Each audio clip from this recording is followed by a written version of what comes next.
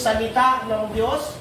Aawitin sa iyo ang salita ng Diyos, aawitin mo, ituturo sa iyo ang salita ng Diyos, ipapangaral sa iyo ang salita ng Diyos. Paano magiging boring ang pagsamba na iyon?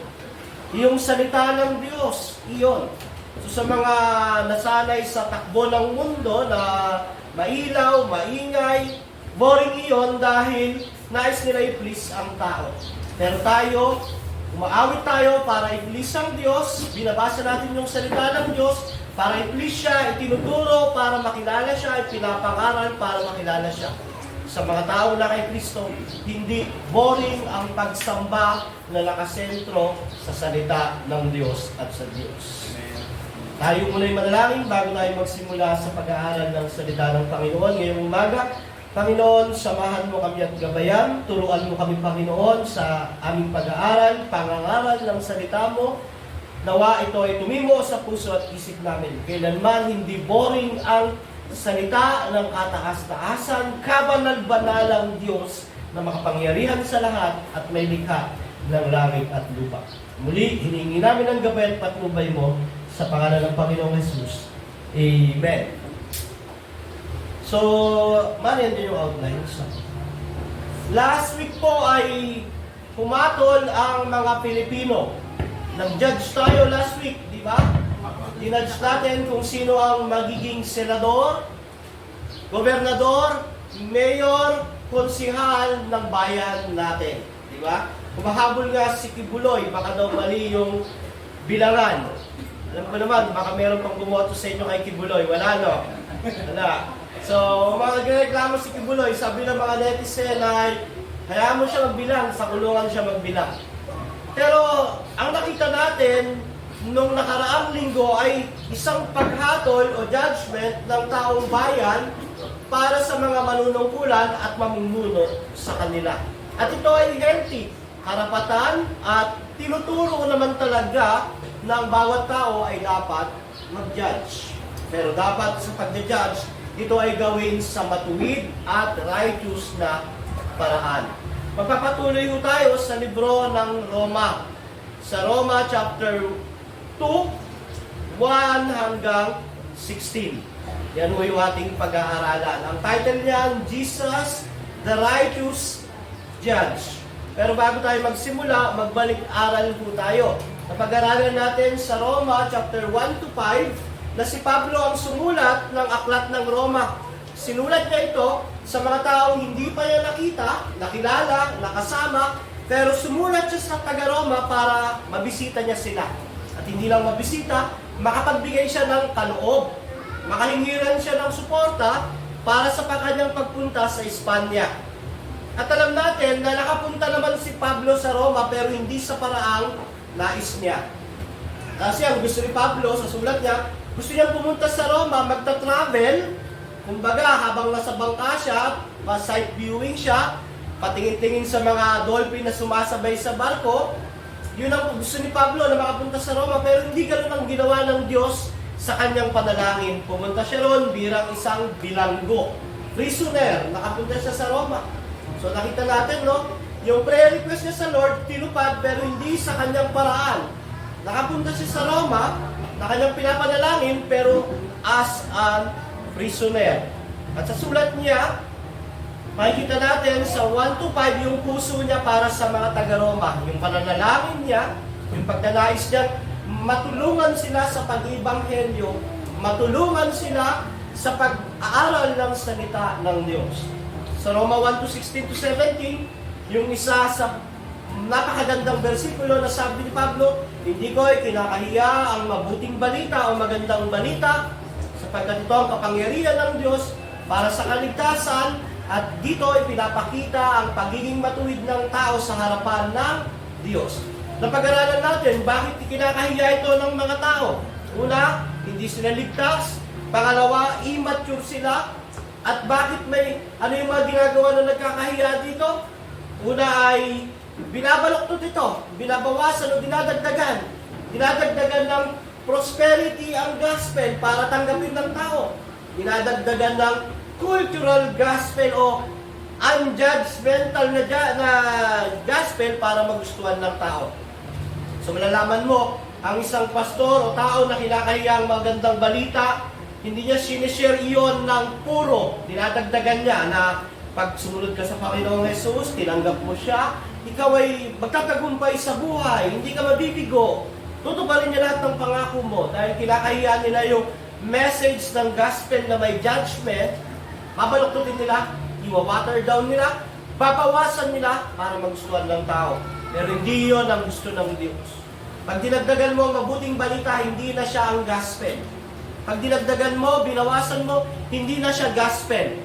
Ibang gospel na siya. At ang sabi ni Pablo sa Galatia, sumpain ang mga tao na nagdadala ng ibang ebanghelyo.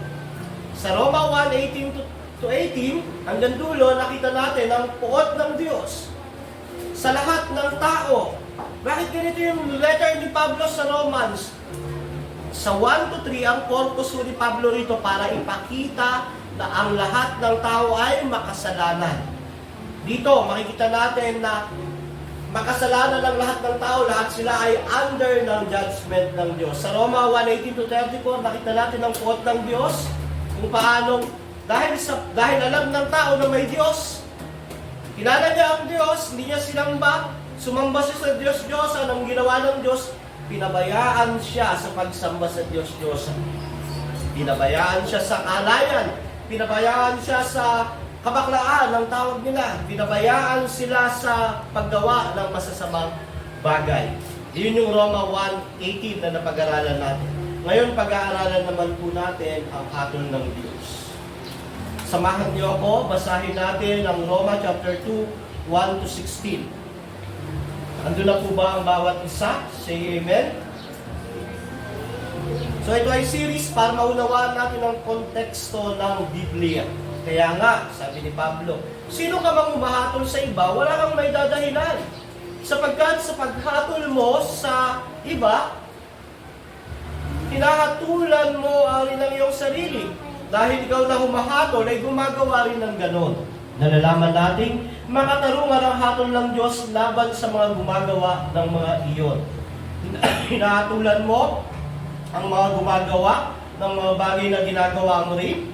Akala mo ba'y makakaiwas ka sa hatol ng Diyos? O hinahamak mo ang Diyos sapagkat siya'y napakabait, matiisin, mapagpasensya? Hindi mo ba alam ang kabutihan ng Diyos ang umaakay sa'yo upang magsisi at tumalikod sa kasalanan?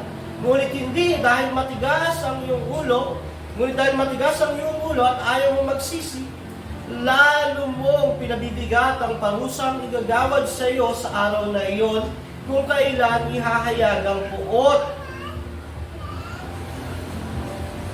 at makatarungang paghatol ng Diyos sapagkat igagawad niya sa lahat ng tao ang naayon sa kanilang mga ginawa. Buhay na walang hanggan ang ibibigay niyo sa mga taong nagpapatuloy sa paggawa ng mabuti at naghahangad ng karangalan, kadakilaan at kawalang kamatayan. Ngunit, matinding galit at puot ang sasapitin ng mga taong makasarili at ayaw sumunod sa katotohanan, kundi sumusunod sa kasamaan. Paghihirap at kapigatian ang daranasin ng bawat gumagawa ng masama, una ang mga Hudyo, gayon din ang mga Hentil. Ngunit kapurihan, karangalan, at kapayapaan naman ang tatamuhin ng bawat gumagawa ng mabuti. Una ang mga Hudyo, gayon din ang mga Hentil, sapagkat walang kinikilingan ng Diyos. Ang mga Hentil ay walang kautusan ni Moises. Sila ay nagkakasala at paparusahan ng hindi batay sa kautusan. Ang mga Hudyo ay mayroong kautusan. Sila ay nagkakasala at hatulan batay sa kautusan.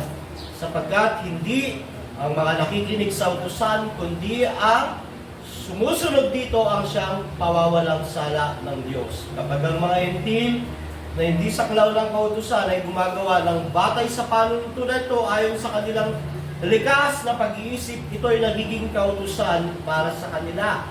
Sa 15, pinapakita ng kanilang mga gawa na nakasulat sa kanilang puso ang panuntunan ng kautusan. Pinapatunayan din ito ng kanilang budhi sapagkat kung minsan sila'y sinusumbatan nito, kung minsan naman sila'y pinagtatanggol nito sa kanilang isipan. Ayon sa magandang balitang aking ipinapangaral, gayon ang mangyayari sa araw ng mga lihim ng mga tao'y hahatulan ng Diyos sa pamamagitan ni Kristo Jesus. Salamat sa pagkabasa ng salita ng Panginoon. Ito ang hindi nagbabago, ang makapangyarihang salita ng Diyos, at kailanman hindi ito boring sa mga taong na kay Kristo dahil ito ang salita ng Diyos. At dito makikita natin ang paghatol ng Diyos sa pamamagitan ng Panginoong Hesukristo.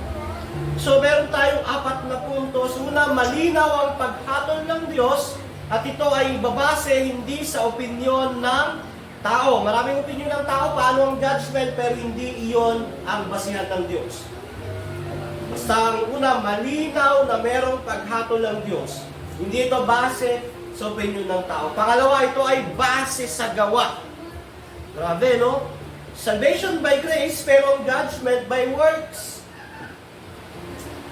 Pangatlo, walang pinapaboran ang paghatol ng Diyos. Pantay-pantay ang hatol ng Diyos. Hudyo ka man o hentil. Pangapat, ipinapayag ng gospel ang paghatol ng Diyos. Lahat ng sikretong kasalanan ay hatulan at ang paghatol na ito ay sa pamamagitan ng Panginoong Hesukristo. Inuulit ko nga po ang unang chapter ng Roma 1-3, ipinapakita nito ang pagiging makasalanan ng lahat ng tao. Kaya nga po, ang Roma ay napakagandang libro, isang libro na punong-puno at mayaman sa doktrina. Tinuturo din nito kung sino ang bayan ng Diyos. Ang una nating puntos, malinaw ang paghatol ng Diyos. Alam ng tao na merong judgment at ito ay babase hindi sa kanyang opinion. So 1-4, sabi diyan, unang points, anak, gising. Yan. Sabi diyan, kaya nga, sino ka mang humahatol sa iba, wala kang may dadahilan sapagkat sa paghatol mo sa iba, hinahatulan mo rin ang iyong sarili. Dahil ikaw ay humahatol, ginagawa mo rin ang ganon. Nalalaman natin makatarungan ng hatol ng Diyos laban sa mga gumagawa niyo. Hinahatulan mo ang mga gumagawa ng mga bagay na ginagawa mo rin. Akala mo ba makakaiwas ka sa hatol ng Diyos? O hinahamak mo ang Diyos sapagkat siya'y napakabait? Matiisin, mapagpasensya, hindi mo ba alam na ang kabutihan ng Diyos ang umaakay sa iyo upang magsisi at tumalikod sa kasalanan? Malinaw ang paghatol ng Diyos. Tandaan po natin. Ang una nating makikita sa talata na iyan, ang una nating malalaman, una, ang lahat ng tao ay humahatol. Lahat po tayo naggagawa ng kanya-kanyang judgment. Pag ikaw ay teacher, yung estudyante mo, i-judge mo sila sa grading system. Kapag ikaw ay anak, pag nagkasala ang anak mo, paparusahan mo sila, i-judge mo rin sila. Pag may nakita ka na aso, pinaladkad, pinatay, pinalo, magbibigay ka ng judgment mo, masamang tao yan. Pag nakakita ka ng nakasagasa, aksidente, sasabihin mo sa judgment mo, baka nakainom, baka nakatulog. Laging may judgment. Ang lahat ng tao ay humahatol. Wala hindi humahatol na tao. Ngayong eleksyon, lahat ng butante humatol. Sa eskwelahan, lahat ng teacher humahatol. Lahat ng magulang humahatol, di ba? Lahat ng mga tao, lahat ay humahatol. At nakakalungkot, may mga nagtuturo na pwede rin ipangaral ang gospel na walang judgment. Hindi mo pwedeng ipangaral ang gospel na walang judgment kasi sa Bible mismo sinabi ang sino mang di sumampalataya ay walang buhay na walang hanggan. Judgment yun pag sinabi mo na hindi ka sumampalataya, wala kang buhay na walang hanggan. Binigyan mo agad siya ng judgment. Paano mo ipapangaral ang gospel, kapatid, ng walang judgment? Maliban na lang kung lolokohin mo yung kausap mo, dadayain mo siya o magsisinungaling ka. Dahil ang totoo, lahat ng tao ay umahatol. At ang gospel ay isang message ng paghatol sa mga hindi sasampalataya. So, dapat bang humatol ang tao? Yes. Pero sabi ng John 7:24, ano sabi ng John 7:24? Anak, gusto nga, huwag kayong humatol batay sa anyo o panlabas sa nakikita. Kaya hindi humatol kayo batay sa matuwid na pamantayan. Tinuturo ng Panginoong Hesus ang paghatol sa matuwid na pamantayan. At lahat naman talaga, kahit mag-deny tayo, tayo ay humahatol. Di ba? Lahat, may judgment tayo sa lahat. Kahit nga sa asawa natin eh.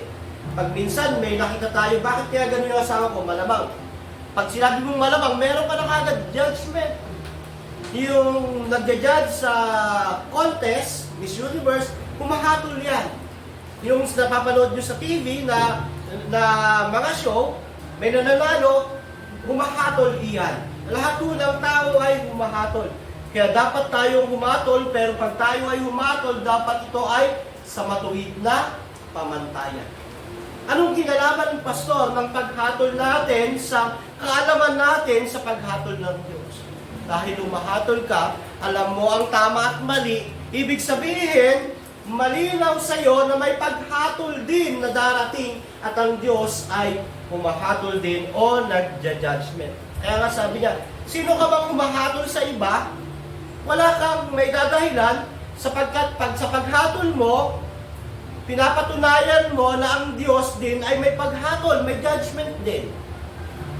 Kasi ikaw na creation niya, may judgment. What more, yung Creator, meron siyang judgment. Kaya ang tinuturo ng binasa natin sa Roma, na ang lahat ng tao alam nila na may judgment day ang Diyos dahil sila mismo ginagawa nilang mag-judge. Di ba? Pero tinuro nga sa atin ng John 7:24 kung paano tayo mag-judge, dapat matuwid. Dahil ang paghatol ng Diyos ay matuwid. At dahil, alam mo, ginagawa mo ang paghatol, sabi sa binasa natin, alam mo na ang Diyos ay hahatol. At dahil doon, lahat ng tao ay dadaan sa judgment. Kahit sino pa ho tayo. Hindi ibig sabihin na mabait ka, mabuti ka, dadaan ka pa rin sa judgment. Sabi ng Hebreo 9:27, tinakda sa tao ang minsan lang mamatay, pagkatapos ay ang paghuhukom. Diyan ba yan, anak? So lahat din ng tao ay daraan sa paghuhukom o judgment, sabi ng Bible. So dahil lumakatol tayo, alam natin may judgment ng Diyos, tayong lahat ay dadaan din sa judgment. Kaya huwag nating isipin sa verse 3, sabi diyan, pinatulan mong gumagawa ng bagay na iyon, di ba, nagja-judge tayo? Kasi alam natin na ang tama at mali, ganun din ang Diyos. May judgment din siya. At sabi niya, pinahatulan mo ang mga gumagawa ng bagay na iyon, akala mo ba makakaiwas ka sa hatol ng Diyos? Yung judgment natin, pagpapakita na tayo rin ay dadaan sa judgment ng Diyos. Sino ang di dadaan sa judgment? Yung mga baby, hindi nakakapag-judge yun. Pero yung mga tao na malinaw ang kaisipan, may alam sa tama at mali, nagja-judge yan sa iba't ibang paraan, at dadaan din sila sa judgment ng Diyos. Wala akong makakatakas sa judgment ng Diyos, sabi ng Gawa 17-31. Sapagkat tinakdanan niya ang araw ng paghukom sa sanlibutan, at ito'y buong katarungan niyang gagawin sa pamamagitan ng isang tao na kanyang hinirang. Ngayon din sa 2 Korinto 5:10. Sapagkat lahat tayo haharap sa hukuman ni Kristo at tatanggap ng nararapat ayon sa ating mga gawang mabuti o masama, nang tayo'y nabubuhay pa sa katawang ito. Malinaw ang judgment, mga kapatid. Pahayag 20:11-12. Pagkatapos nito, nakita ko ang isang malaking tronong puti ang nakaupo doon. Naglaho ang lupa, langit sa harapan, hindi na nakita pang muli. Nakita kong nakatayo sa harap ng trono ang mga namatay, maging dakila at hamak, at binuksan ang aklat, binuksan ang isa pang aklat ng buhay. Hinatulan ang mga patay ayon sa kanilang ginawa. Sabi ni Pablo sa mga taga-Roma sa kanyang sulat na ito, kayo, nagja-judge kayo, patunay iyon na mayroong judgment ang Diyos. At patunay iyon na kayo rin ay dadaan sa judgment ng Diyos. Wala kang makakalusot. Walang makakaligtas. Kahit anong kalagayan mo, kahit anong posisyon mo, kahit pastor ka, kahit bishop ka, ikaw ay daraan sa judgment ng Diyos dahil ikaw din mismo ay nagja-judge. yung mga Kristiyano na nagsasabi na hindi sila nagja-judge ay mga mangmang o sinungaling. Kasi paglabas mo pa lang, may makikita kang masamang nangyayari, meron ka na kaagad judgment. Di ba? Halimbawa, nakakita kayo ng sunog, anong iisipin nyo? Malamang napabayaan yung kandila. May judgment ka kaagad. Kung kayo ay teacher, 2 estudyante, 3, eto 75. Eto 90. Bakit? Kasi may judgment ka base sa gawa nila. So pinapatunayan ng Apostol Pablo na yung pag-judge ng tao ay katunayang meron siyang judgment na daraanan at merong judgment ang Diyos. Kaya malinaw ang paghatol ng Diyos. Yung mga church, ayaw nilang pag-usapan ng judgment, kaya pagdating sa ganito, hindi kasama sa Bible yan, kulang na lang tanggalin. Gusto nila ay puro love lang. Kaso ang nangyayari nun, dinadaya natin ng tao. Para tayo nakakita ng isang taong may cancer, sasabihin natin kaya yan ng biodesic at medical. Pero hindi yung gano'n ang isang faithful na preacher ng Word of God. Ipipreach natin ang truth, nothing but the truth, kahit ayaw ng tao. Dahil yun lang ang paraan para maunawaan nila ang Ebanghelyo at sila ay maligtas. Mga kapatid, ang pag-judge mo ay katibayang may judgment ng Diyos at katibayang ikaw ay dadaan sa judgment ng Diyos. Pero ito ang maganda. Ang judgment ng Diyos hindi base sa pamantayan ng tao. Kaya nga sabi ni Pablo, akala mo ba'y makakaiwas ka sa hatol ng Diyos o hinahamak mo siya sapagkat napakabait, matiisin at mapagpasensya niya?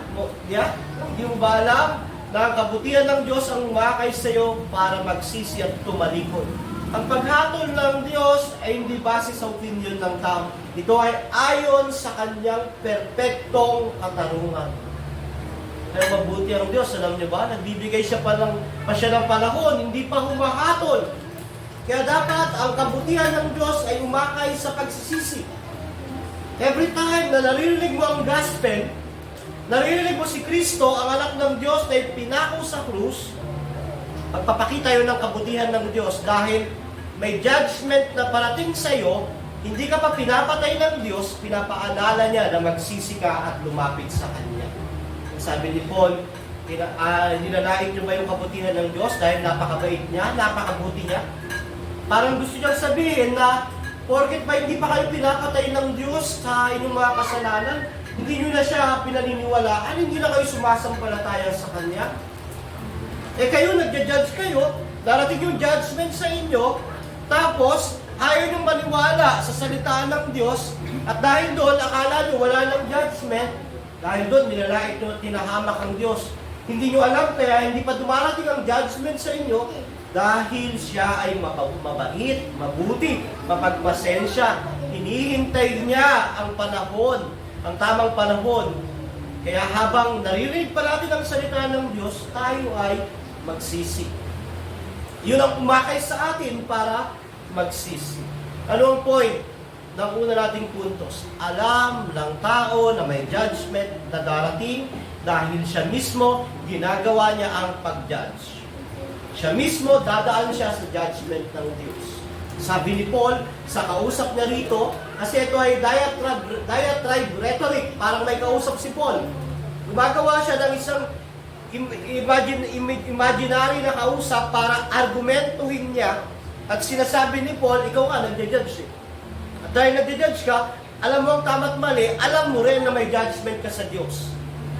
At kung ginagawa mo yan, tapos alam mo hatulan ka dyan, hindi ka lumalapit sa Diyos, parang nilalait mo ang Diyos. Dapat yung pagpapasensya sa ng Diyos na hinahatulan ka pa, hindi ka pa niya hinahatulan, ang maging dahilan para lumapit ka sa Kanya. Ang point, alam ng tao na lahat ng tao na may judgment ng Diyos dahil sila mismo ay nagja-judge. Challenge, mga kapatid, alam natin may judgments at si Jesus lang makapagliligtas sa atin. Anong gagawin? Sumampalataya kay Kristo, lumapit kay Kristo, tumakbo kay Kristo, humingi ng awa at biyaya ng Diyos na mula sa Panginoong Jesucristo. So malinaw, may judgment dahil ikaw mismo, alam mo ang tama at mali, nagja-judge ka. At daraan ka sa judgment kaya ng judgment na yan ay hindi based sa pamantayan ng tao. Base ito sa Diyos. Sa verse 2, ang judgment ay base sa gawa, mga kapatid. 6, sabi niyan, sapagkat igagawad niya sa lahat ng tao ang naayon sa kanilang mga ginawa. Buhay na walang hanggan ang bibigay niya sa mga taong nagpapatuloy sa paggawa ng mabuti at naghahangad ng karangalan, kadakilaan at kawalang kamatayan, ngunit matinding galit at puot ang sasapitin ng mga taong makasarili at ayaw sumunod sa katotohanan, kundi sumusunod sa kasamaan. Paghihirap at kapighatian ang daranasin ng bawat gumagawa ng masama. Una mga Hudyo, gayon din mga Hentil.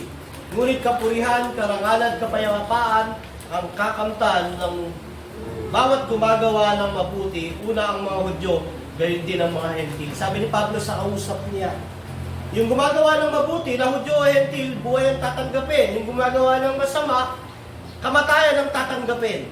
Pantay ang hatol sa Hudyo o Hentil. Pero dito, hindi ko nagtuturo si Pablo ng salvation by works. Unahin ko hindi ko nagtuturo si Pablo na ang kaligtasan ay sa pamamagitan ng mabuting gawa. Kasi kung titignan mo, buhay na walang hanggan ang bibigay niya sa mga tao nagpapatuloy sa paggawa ng mabuti. Kung unawain natin, ang iisip ng iba, ba nagtuturo si Pablo, salvation by works? Hindi po. Hindi kailanman. Kasi malino naman sa Roma 3:28 na kaligtasan ay sa pamamagitan ng pananampalataya. Tignan muna natin yung kaligtasan sa pamamagitan ng faith. Roma 3:28, kung ngayon maliwanag na sa pamamagitan ng pananampalataya, tinuturing na matuwid ng tao, hindi sa pamamagitan ng pagtupad sa kautusan. Roma 4:5, ngunit ang hindi nananalig sa kanilang sariling gawa, kundi sumasampalataya sa Diyos, na nagpawalang sala sa makasalanan ay tinuring na matuwid ng Diyos dahil sa kanyang pananampalataya. So malinaw yan mga kapatid, Galatia 2:16. Hindi ko na babasahin. Ang tinutukoy diyan ng kaligtasan, palaging sa biyaya ng Diyos sa pamamagitan ng pananampalataya kay Kristo. Efeso 2:8-9, malinaw din po yan. Titus 3:5, di ba? Iniligtas niya tayo.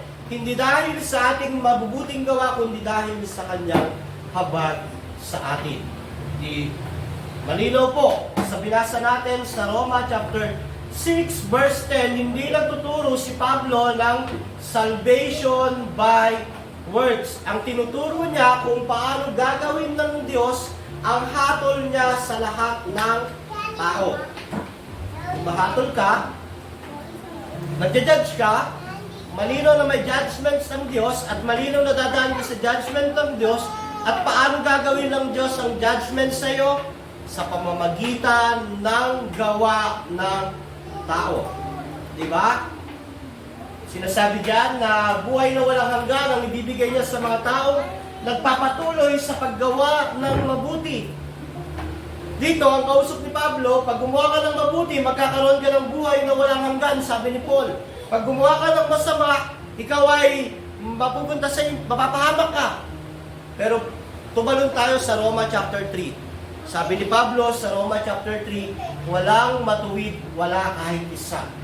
Sa Roma 3:23, ang lahat ay nagkasala, walang nakaabot sa kaluwalhatian ng Diyos.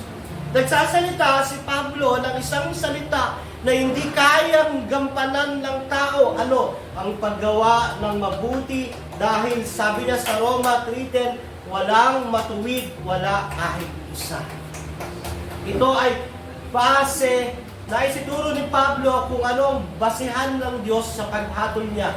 Ang basihan ng Diyos sa paghatol niya ay gawa, righteous works, perfect works. Kaya pagdating ng Roma 3:10, naisabi ni Pablo, wala namang nakagawa ng perpekto sa harapan ng Diyos, sa mga tao. Bakit? Lahat kasi makasalanan. Kaya diyan, ang basihan ng paghatol ng Diyos ay gawa. Perpektong gawa. Kung gusto mong maligtas, kapatid, ganito ang gagawin mo. Mula nung ipinanganak ka, dapat hindi ka magkakasala kahit isang beses. Hanggang mamatay ka, hindi ka magkakasala kahit isang beses.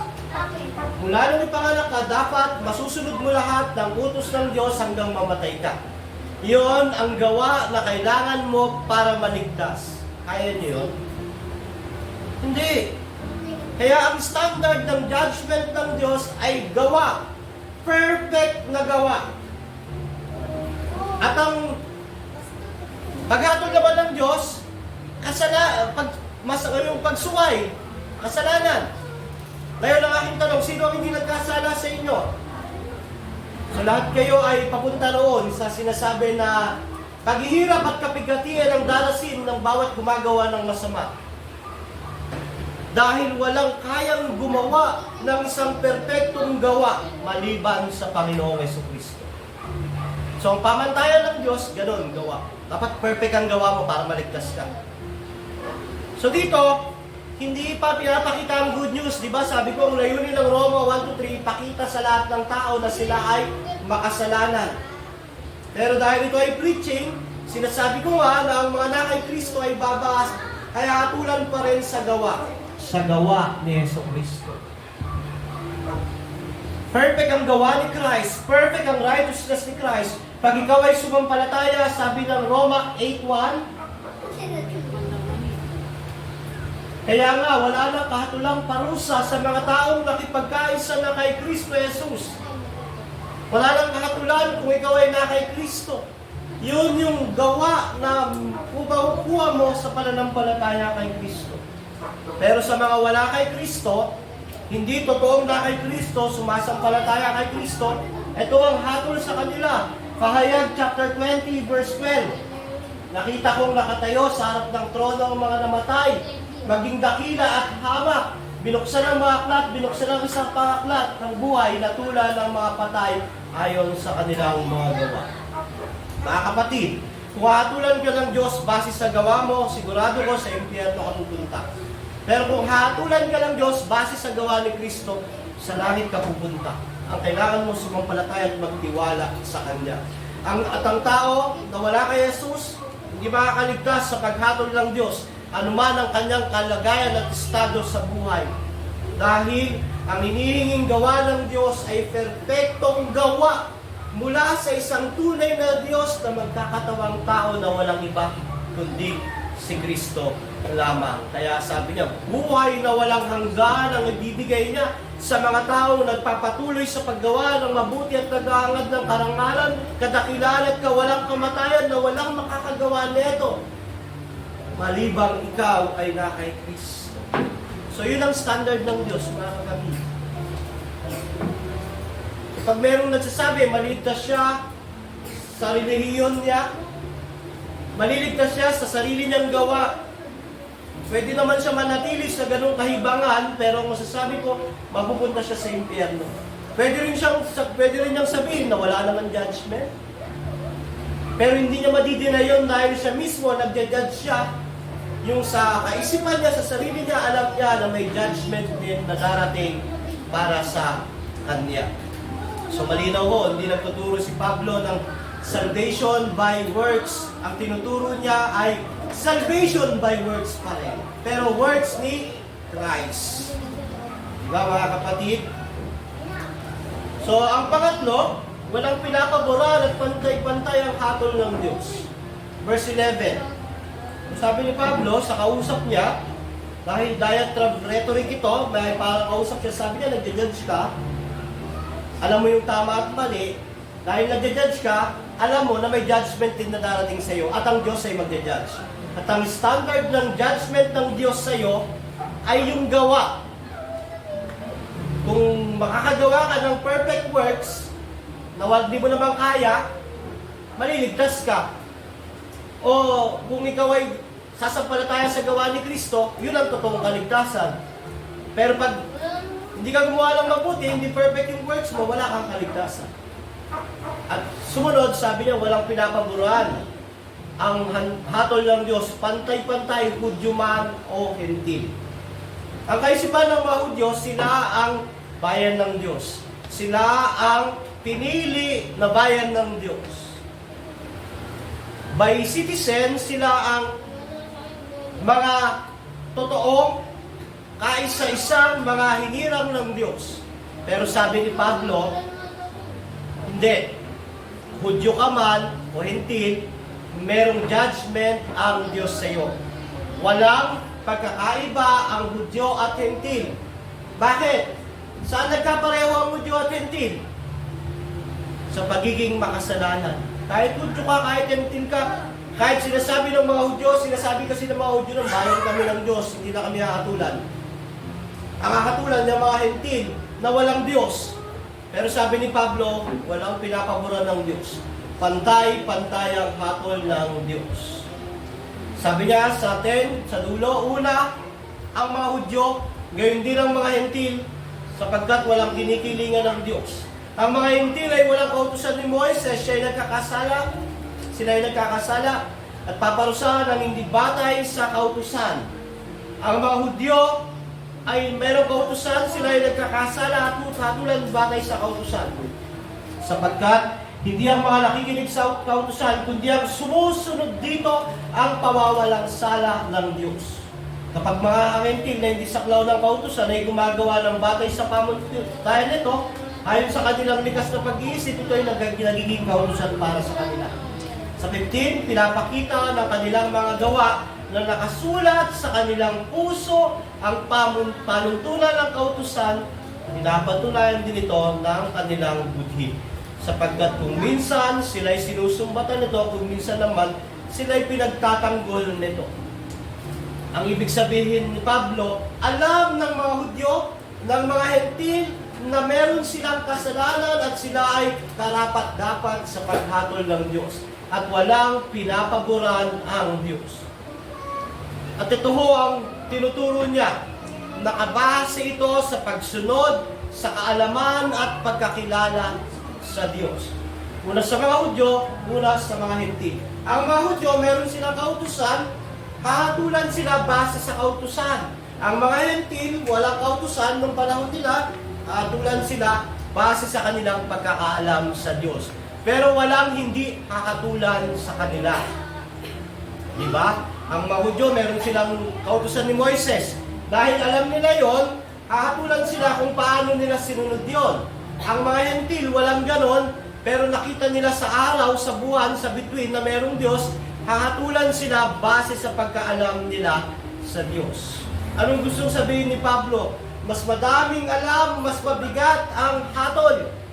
Ganun ho yan.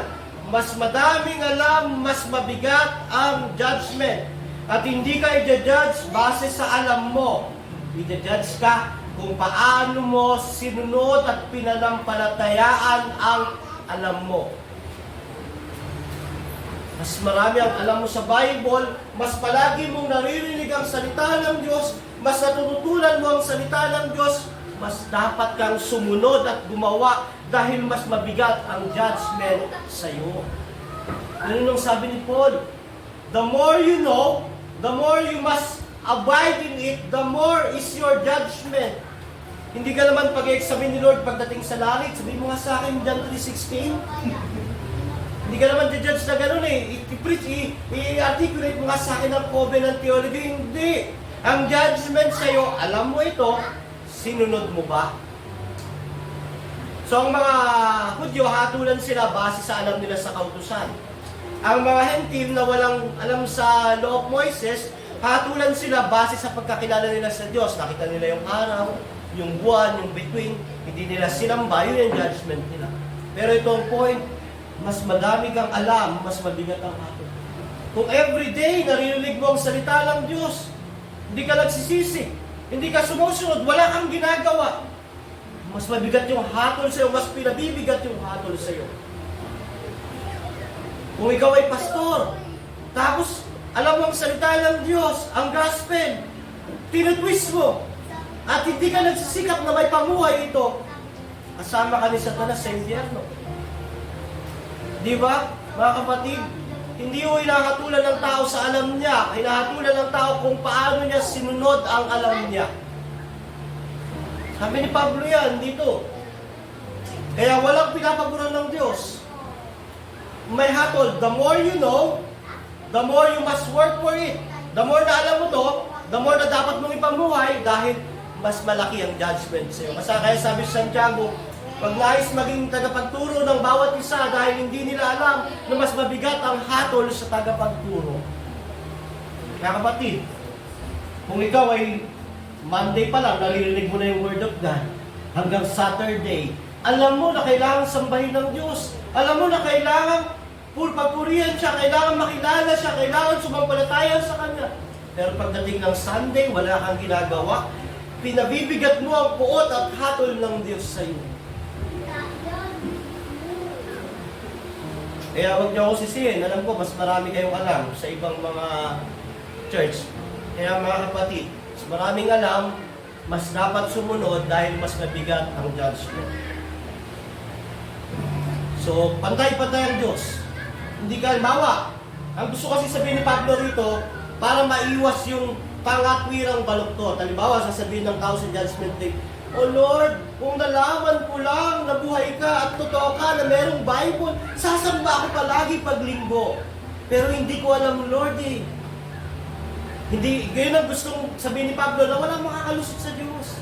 Kahit hindi dumating yung Bible sa'yo, hindi mo narinig yung gospel, walang nangaral sa'yo, may judgment ka pa rin. Pero ang paghatol, depende sa kaalaman mo. Nakita mo yung araw, alam mong may Diyos. Hindi mo hinanap yung Diyos. Yung araw ang sinamba mo, hatulan pa rin kita. Sa impyerno ka, ang init doon ay medium heat ka lang. Ngayon, ikaw ay Kristiyano ka.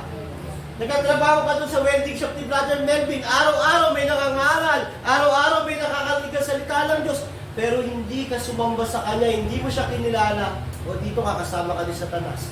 Kasi mas marami kang alam, hindi mo sinunod, mas mabigat ang hatol sa iyo. May kawalan ba ng katarungan doon? Wala. May makakalusot ba doon? Wala. Kasi alam ng lahat ng tao na may paghatol dahil siya mismo ay humahatol. Alam mong dapat humayo, hindi ka humahayo. Pero pag may nakita ka na Kristiyano na hindi humahayo, ginajudge mo. Pagdating ng panahon, naarap ka sa Panginoon, judge ka rin niya. Alam mong mabuti at masama, hindi mo ginawa. Pero pag may nakita kang tao na ginawa ang masama, ay ginajudge mo. Pagdating ng panahon, ginajudge ka rin. Kaya the more you know, the greater the judgment of God. Pero ito ang maganda sa mga nakay Kristo. Sinalo lahat ni Kristo ang puot ng Diyos sa iyo. Dinala lahat ni Kristo ang galit ng Diyos sa iyo. Lahat ng pagsuway mo at pagtalikod, kinuha ni Kristo nang sumampalataya ka sa Kanya. Kaya sa mga tao, wala na kay Kristo, wala nang kahatulang sa kanila. Ang sasabihin ko lang mga kapatid, dapat siguraduhin nyo na kay Kristo kayo. Kasi maraming tao na kay Kristo, sabi nila, hindi nakakalimot sa Lord. Mahal si Lord, pero pag Sunday, wala sa church. Hindi nagbabasa ng Bible, hindi nangangaral ng salita ng Panginoon. Yun yung sinasabi ng Panginoon, pinapapurihan nila ako sa kanilang bibig, pero malayo sa kanila ang aking puso. Tandaan natin, may paghatol at pinapahayag iyon ng paghatol din natin at iyon ay makatarungan, pantay-pantay ang hatol ng Diyos. Ang huli ho, sabi niyan, ito ay papahayag sa Ebanghelyo. So ang gospel, laging may kaakibat na judgment. Ano yung judgment sa gospel? Pag hindi ka sumampalataya, wala kang buhay na walang hanggan. Mananatili yung bad news. Actually, yung Romans 1-3, bad news po yan. Pagdating nyo ng Romans chapter 5, ang good news. Hindi mo ma-appreciate ang good news pag walang bad news. Parang pag umaga, hindi mo makita yung mga bituin. Bakit? Hindi madilim eh. Ganun din, hindi mo makita ang liwanag ng Diyos kung nakikita mo yung kabutihan mo. Kailangan ipakita muna ang pagiging masama at makasalanan mo, ang kawalang pag-asa mo, para makita ang liwanag ni Kristo sa buhay mo. So ipapahayag yun ng gospel. Kahit ang mga sikretong kasalanan ay hatulan, walang secret kay Lord. Kahit yung maling motibo mo, hatulan ng Diyos. Bawa, may gagawin ka para sumikat ako sa Facebook. Wrong motive, judgment. Yung masamang pagnanasa, masamang isip sa tao, lahat yun, judgment. Walang secret sa Diyos. At tandaan natin sa uli, ito ay sa pamamagitan ni Jesus. Sabi diyan, Ayon sa magandang balitang aking pinapangaral, gayon ang mangyayari sa araw ng mga lihim ng mga tao'y hatulan ng Diyos sa pamamagitan ni Jesus. Gospel is message of salvation to the believer and judgment to the unbeliever. Sabi ho ng John 3:18, anak, meron ba? Hindi kinakatulan ng parusa ang sumasampalataya sa anak. Kung ikaw ay na kay Kristo, walang judgment, kapatid. Ngunit hinatulan na ang hindi sumampalataya sapagkat hindi siya sumampalataya sa kaisa-isang anak ng Diyos. Bukod doon, wala akong secret na lahat ay mabubunyag lahat. No secret sin, labas mo forward. Sa Roma 2:16, ayon sa magandang balita ng aking pinapangaral, gayon ang mangyayari sa araw na ang mga lihim ng mga tao ay hahatulan ng Diyos sa pamamagitan ni Kristo Jesus. Kahit yung pinakamabait na tao. Halimbawa, 1,000 yung nagawa niyang kabutihan, ang kasalanan niya lang ay magsinungaling, hahatulan pa rin pag wala kay Kristo.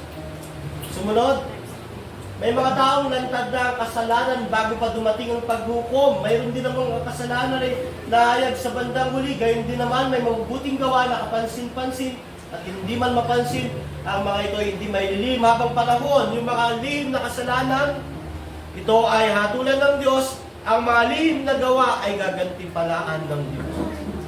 At sa uli, ang basis ng judgment ay si Christ. Kaya siguraduhin mo, kapatid, minamahal na kaibigan, ikaw ay na kay Kristo. Kahit gaano ka kabuti, kabait, kahit ikaw pang pinakamabait na tatay, pinaka-responsableng tatay, pinakamabait na anak, pinakamagalang na anak, kung wala ka kay Kristo, hindi ka makakalampas sa hatol ng Diyos, sapagkat si Kristo ang pamantayan ng paghatol at si Kristo rin ang hahatol. John 5:22, hindi umahatol kanino man ang Ama, hindi ang Ama, sa halip binigay na niya sa anak ang buong kapangyarihang pumatol. Kung wala kay Kristo ka, wala ka ng judgment, pero pag wala ka kay Kristo, yari, lagot. Sa 2 Timoteo 4:1, sa harap ng Diyos at ni Kristo, Jesus, dahatol sa mga buhay at sa mga patay, alang-alang sa kanyang pagdating bilang hari, inaatasan kita, sabi na kay Timothy, ipangaral mo ang magandang balita. 2 Corinto 5:10, sapagkat na tayo haharap sa umupuman ni Kristo at tatanggap ng nararapat ayon sa ating mga gawang mabuti o masama nang tayo nabubuhay pa sa katawang ito. Ano ang pinakamabuting magagawa ng tao? Sumampalataya kay Kristo. Ano ang pinakamasamang magagawa ng tao ang hindi sumampalataya kay Kristo? Dito, sa Roma chapter 2 na pinag-aralan natin, yung nagja-judge ang lahat ng tao, patunay iyon na may judgment ang Diyos. So walang pwedeng mag-deny. Paglapit ka kay Lord, nasa langit ka na, hindi ka pwede sabihin, Lord, na, Lord, hindi ko kasi alam na may judgment. Hindi nga ako nagja-judge eh. Kasi, hindi ako naniniwalang may judgment, pero kasi nung ano yun, lahat ng tao nagja-judge. At dahil nagja-judge lahat ng tao, malinaw na may judgment ang Diyos. At sabi ng General Revelation na pinag-aaralan natin, malinaw na may Diyos. Sa Roma pa lang, nakikita sa kanyang nilikha, sa araw, sa buwan, sa bituin, sa konsensya. At pantay-pantay ang paghatol ng Diyos. Makatarungan ang paghatol ng Diyos. At lahat ng lihim ay hatulan ng Diyos, at ito ay gagawin niya sa pamamagitan ni Kristo dahil si Kristo ang hatol. Dahil si Kristo ang Diyos. Anak ng Diyos. So ito ang ating outline. Ang paghatol ng Diyos, malinaw ang paghatol ng Diyos. Ito ay babase hindi sa opinion ng tao. Ito ay base sa gawa. Perpektong gawa para sa kaligtasan na hindi natin kayang gawin. Si Christ na makakagawa. At yung di sumampalataya kay Kristo, i-judge sila sa gawa nila, sa alam nila, sila ay guilty pa rin. Walang pinapaboran, pantay-pantay ang hatol ng Diyos. The more na marami kang alam, the more na dapat mong gawin ang alam mo. Sa 4, ito ay papahayag sa Ebanghelyo, lahat ng sikreto ay hatulan, ito ay sa pamamagitan ni Kristo. at si Kristo ang ating. Kapatid, ngayong umagang ito, bihira ipangaral sa ibang church ang judgment dahil ayaw ng mga tao. Pero hindi ako tumatayo rito para i-please ang tao. Nandito ako para sabihin sa bawat tao ang ebanghelyo ng Panginoong Jesucristo. Na kung wala ka kay Kristo, sigurado ang paghatol sa iyo. Mapapahamak ang taong wala kay Kristo. Ang mga taong hindi sumasampalataya at nagtitiwala kay Kristo, mapapahamak. Kung wala ka pa kay Kristo, may judgment, kapatid. Ang tanging paraan para makaligtas ka ay sumampalataya ka sa judge. Magtiwala ka sa judge. Dahil ang judge, siya rin ang tagapagligtas. Gaya ng awiting Judge and the Savior. Jesus is our judge and our Savior. Kung wala tayo na kay Kristo, tayo ay guilty. Pero pag tayo ay na kay Kristo, siya ang ating Savior. Sa mga na kay Kristo, mga kapatid, habang marami kang alam, dapat mas marami kang ginagawa. Dahil ang gantimpala ay base rin sa pagsunod, hindi sa alam. Kahit marami kang alam, hindi titignan ng Diyos ang alam mo. Tinitignan niya kung paano mo ginawa yung alam mo. Paano ka sumunod doon sa alam mo na tinuturo. Nawa, magpagamit tayo. Magpagal tayo. Nawa, ialay natin ang buhay natin kay Kristo. Dahil ang buhay na ito'y pansamantala, may hangganan. Habang may lakas pa, habang nabubuhay pa, magpagamit kay Kristo. Alam niyo, maraming idadahilan para hindi magpagamit kay Kristo. Lalo ako, marami akong dadahilan. May negosyo, maliliit ang mga anak. Pero hindi ako naniniwala sa dahilan ko. Mas naniniwala ako sa Panginoong Jesucristo ko na God will provide. Kaya nga, sabi ng isang kasabihan, pag gusto, may paraan. Pag ayaw, maraming dahilan. Mga kapatid, magpagamit tayo sa Panginoong Jesucristo.